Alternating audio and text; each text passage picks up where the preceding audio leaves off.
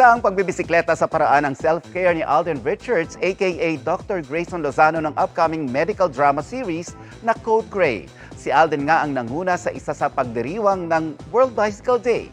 Makichika tayo kay Athena Imperial. Cycle to Distress. Ganyan daw ang mode ni Asia's multimedia star Alden Richards na priority ang mental and overall health.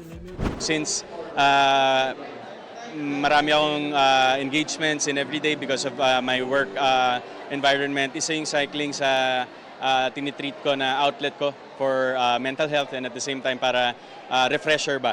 Kumbaga, para maka-eject lang ako dun sa work environment and at the same time makabalik ako na refreshed.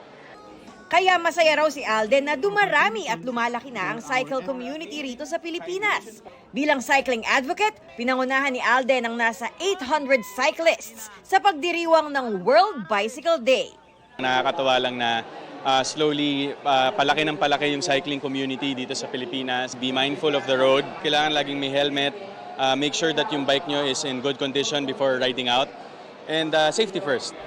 Bukod sa kanyang active lifestyle, abala rin si Alden para sa upcoming medical drama series na Code Gray. Gaganap si Alden bilang si Dr. Grayson Lozano, isang surgeon. Natapos na rin namin majority of the preparations, also the immersions, the script reading, look test and everything. So excited kami to grind for our first shooting day on Monday.